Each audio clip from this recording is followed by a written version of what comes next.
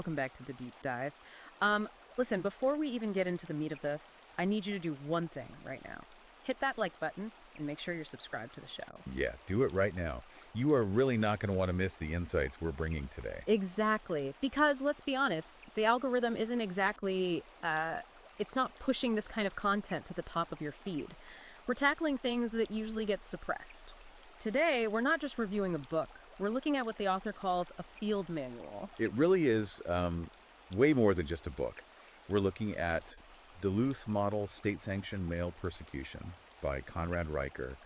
And if you have ever felt like the deck is stacked against you, or felt this, what he calls the grinding erosion of male dignity in the courts, the media, your own home, this is the deep dive for you. Yeah, we're stripping away the varnish today. The mission is simple. We're going to uncover the history of how our institutions, so police, courts, schools, how they were captured. Now, Riker argues that this isn't accidental. It's a systemic war. Right. He traces how these pillars of society were taken over by feminists and Marxists over the last few decades. And just to be completely clear right up front, our goal today is to impartially break down the source material. We're not taking political sides or endorsing the viewpoints, but we are going to lay out exactly what Riker is arguing, unfiltered. Exactly. We're just reporting what's in the text. And if you consider yourself red pill, or you're just skeptical of the mainstream narrative on gender, you're going to want to hear this. So seriously, go to Amazon, Kindle, or Google Playbooks right now. Buy this ebook. It is ultra long, it is incisive, and it is fascinating. You really need the full text to get the whole picture. So Riker's premise is, well, it's terrifyingly simple.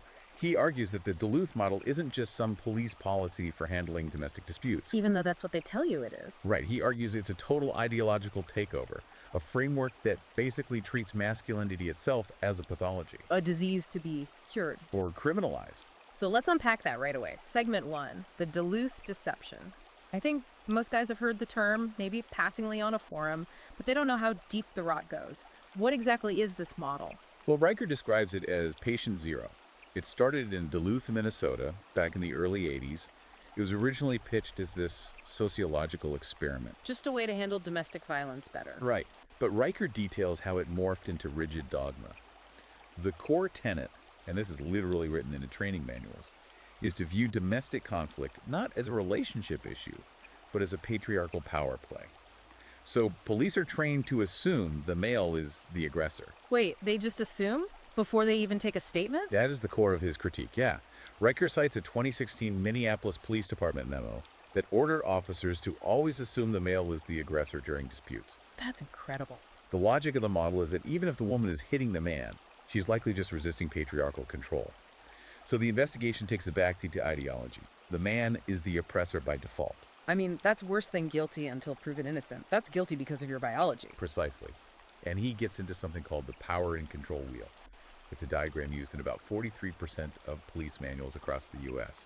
Riker calls it a feminist Mad Libs worksheet. A Mad Libs worksheet? What is actually on this wheel? It redefines male privilege as abuse. So the wheel is divided into wedges. One wedge is using male privilege. Yeah. Another is economic abuse. So if a man controls the finances to save for a mortgage because his wife has a spending problem under this model, that is economic abuse. Wow. Or if he wants to know where she is because he's worried she's out late, that falls under using isolation or control. Riker's point is that almost any traditional male behavior providing leading can be categorized as a precursor to violence. But surely that flips both ways, right? If a woman controls the finances. Nope, and that's the catch Riker points out. According to the Duluth model, because she lacks systemic power, she cannot be an abuser in the same political sense. He argues this creates a two-tiered justice system. And he gives some pretty shocking examples of this on the ground. Very visceral examples. There's a case in Florida he mentions where body cam footage shows a man handcuffed, bleeding from a stab wound that his girlfriend inflicted. Wait, he's the one bleeding. Bleeding heavily. She is screaming on camera that he did it to himself. But the cops are apologizing to her while arresting him. Why? Because the policy overrides the evidence. The primary aggressor is defined by who has the quote-unquote power, not who has the knife. That is horrifying. It completely blinds them to the physical evidence right in front of their eyes. Riker calls it the Duluth diet. It's a numbers game. Arrest the man, you follow procedure. Arrest the woman, you have to write a complex report justifying why you broke from the model. And that leads to guys like Mike Henderson. Yeah, the mechanic in Texas. Falsely accused 7 times by his ex-wife. How was a guy accused 7 times not in prison? Because he adapted. Riker describes him as a cyborg. After the 3rd false arrest, Henderson realized his word meant nothing. So he started wearing a body cam 24/7. Cameras in his car, living room, garage. He lived his life on tape just to prove he was innocent. Imagine the psychological toll of surveilling yourself in your own home. It's immense. Yeah. And Riker points out that even when you prove it, there's a victim industrial complex. You beat the charge, but you lose the war. Yeah. It's the concept of innocent until proven broke. Men fighting false restraining orders burn through an average of 18 months of salary. 18 months, that destroys your entire life savings. And the kicker is they often lose custody anyway. Yeah. Not for abuse, but because the judge looks at their drained bank account and says they're financially unstable. It's a literal catch-22. And that transitions us perfectly into segment 2. Family courts, or what Riker provocatively calls the marriage plantation. Right, he uses that term to describe husbands becoming indentured servants. The argument here is that the legal system turns a man into a financial resource for the state. Let's talk about the paternity fraud cases, because the Kansas sperm donor story blew my mind. Yeah, a lot of guys assume if they sign a contract, they're safe. Not in family court. This Kansas mechanic donates sperm to a lesbian couple. Just as a favor, informal written agreement. No doctors or clinics involved. Exactly. Years later, the couple splits, they apply for state aid, and the state comes after him for child support. He shows them the signed contract. The court basically says they don't care. The child's needs outweigh his consent. He gets put on the hook for 18 years of back pay and future support. So a man's explicit consent is just completely irrelevant to the state? According to Riker, yes. He brings up another case in Texas. A man faced jail time for unpaid support because his partner aborted a planned pregnancy without his knowledge. But due to a technicality on a fertility clinic form he signed years prior, he was held liable for the costs of the procedure and the legal fees. It's wild. Riker actually calls this sperm slavery. It sounds extreme, but he's arguing that the state views men primarily as wallets. And then you get into the alimony trap. He talks about sexual socialism. What is the author's definition of that? He defines it as the redistribution of wealth based on gender. For example, he cites a Florida man paying for his ex-wife's beach house while her new boyfriend drives a Maserati. Riker calls this the gold-digging industrial complex. I think he mentioned a statistic about men over 50. Yeah, men over 50 average 8.3 years of alimony payments. It's a massive wealth transfer from the earner to the non-earner, backed by the threat of prison. Enforced by what he calls the silver bullet tactic in custody battles. That's the checklist lawyers use. It's a literal strategy. If you want the house and the kids, you allege abuse. You don't have to prove it to get a temporary ex parte order that kicks the dad out immediately. And then that temporary order just becomes the status quo. And it costs the accuser nothing to file. But Riker notes it cost the man 50 grand just to defend himself against a negative. It's terrifying. But Riker argues this war starts way before marriage. It starts in school. Segment 3 of the book covers the war on boys. He calls it the Peter Pan panic. The idea that institutions pathologize boyhood. They treat normal male behavior, roughhousing, stoicism, competition as a disorder that needs medicating. Like that Oregon Boy Scout troop. Shut down entirely because they were teaching knot tying. The school branded it as a lack of toxic masculinity awareness. Because knots are militaristic. Exclusionary and militaristic, yeah. Riker argues that removing these spaces destroys the developmental pathway for boys to become competent men. And if they can't stop them from acting like boys, they drug them. The stats here are heavy. He claims sons of single mothers are 5 times more likely to be medicated for ADHD. The argument is they're being drugged for the crime of having high energy in a classroom designed for girls who can sit still. It's like the Matilda effect in reverse. Usually that means women's achievements are ignored, but Riker completely flips it. Right. He talks about the glass cellar, everyone talks about the glass ceiling, but no one looks at the guys in the sewer or on the oil rigs. He points out how history is being rewritten to erase the men who built the infrastructure. He gives that Texas curriculum example. Replacing Thomas Edison with the inventor of the dishwasher. Now, the dishwasher is great, but Riker's point is the intentional scale of the replacement. Erasing the danger aspect, too. 93% of workplace deaths are men. That is the glass cellar. He uses the Hiroshima cleanup as a historical anchor. 300,000 men cleared that rubble. And he contrasts that with modern disaster relief. Yeah. Modern diverse committees take 37% longer to set up shelters because they get bogged down in inclusivity checks. Riker's point is that competence and primal male energy are being sacrificed for ideology. Which naturally leads him to debunking the wage gap myth. He calls it a testosterone tax. Men work 83% of the overtime hours. They take the dangerous jobs. When you account for risk and hours, the gap vanishes.